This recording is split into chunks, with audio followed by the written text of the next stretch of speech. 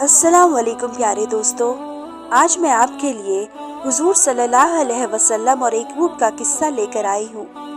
حضرت تمیم داری رضی اللہ عنہ فرماتے ہیں کہ ہم ایک بار حضور صلی اللہ علیہ وسلم کے بارگاہ اقدس میں حاضر تھے کہ ایک اونٹ بھاگتا ہوا آیا اور صلی اللہ علیہ وسلم کے سر انور کے پاس آ کر کھڑا ہو گیا، جیسے کان میں کوئی بات کہہ رہا ہو۔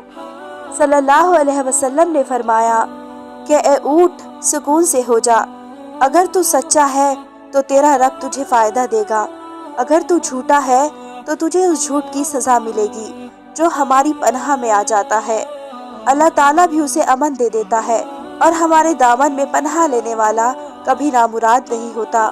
ہم نے عرض کیا، رسول اللہ صلی اللہ علیہ وسلم، یہ اونٹ کیا کہتا ہے؟ آپ صلی اللہ علیہ وسلم نے فرمایا، اونٹ کے مالکوں نے اسے ذبح کر کے اسے کھا لینے کا ارادہ کر لیا تھا، تو یہ ان کے پاس سے بھاگ آیا ہے، تمہارے سے مدد مانگی ہے۔ ہم سب ابھی گفتگو میں مشغول تھے کہ اس اونٹ کے مالک بھاگتے ہوئے آئے۔ اونٹ نے ان کو آتے ہوئے دیکھا تو دوبارہ حضور صلی اللہ علیہ وسلم کے سر مبارک کے پاس کھڑا ہو گیا۔ اب صلی اللہ علیہ وسلم کے پیچھے چھپنے لگا۔ ان کے مالکوں نے عرض کیا، یا رسول اللہ صلی اللہ علیہ وسلم، یہ ہمارا اونٹ 3 دن سے ہمارے پاس سے بھاگا ہوا ہے اور آج یہ ہمیں آپ کی خدمت میں ملا ہے۔ اس پر صلی اللہ علیہ وسلم نے فرمایا، یہ میرے سامنے شکایت کر رہا ہے کہ تمہارے پاس کئی سال تک پلا بڑھا۔ جب موسم گرم آتا تو تم گھاس اور چارے والے علاقے میں اس پر سوار ہو کر جاتے، اور جب موسم میں شرما آتا تو تم اسی پر بیٹھ کر گرم علاقوں کی طرف جاتے۔ اب جب کہ اس قصتاحل کی عمر میں پہنچ گیا ہے تو تم اسے ذبح کر کے اس کا گوشت کھا لینے کا ارادہ کر لیا ہے۔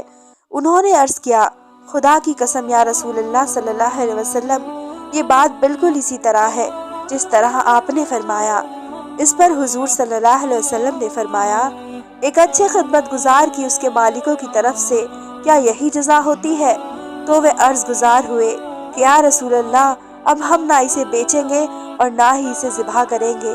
اس کے بعد صلی اللہ علیہ وسلم نے اس اونٹ کو کچھ درہم میں خرید لیا اور فرمایا کہ اے اونٹ، جا، تو اللہ تعالیٰ کی رضا کے خاطر آزاد ہے۔ اس اونٹ نے حضور صلی اللہ علیہ وسلم کے سر مبارک کے پاس اپنا منہ لے جا کر کوئی آواز دی تو صلی اللہ علیہ وسلم نے فرمایا، آمین۔ اس نے پھر دعا کی، آپ نے پھر فرمایا، آمین۔ اس نے پھر دعا کی، آپ نے پھر فرمایا، آمین۔ اس نے جب چوتھی مرتبہ دعا کی تو آپ دیدہ ہو گئے، آنکھوں سے آنسو بہنے لگے۔ ہم نے عرض کیا، رسول اللہ صلی اللہ علیہ وسلم، یہ اونٹ کیا کہہ رہا ہے؟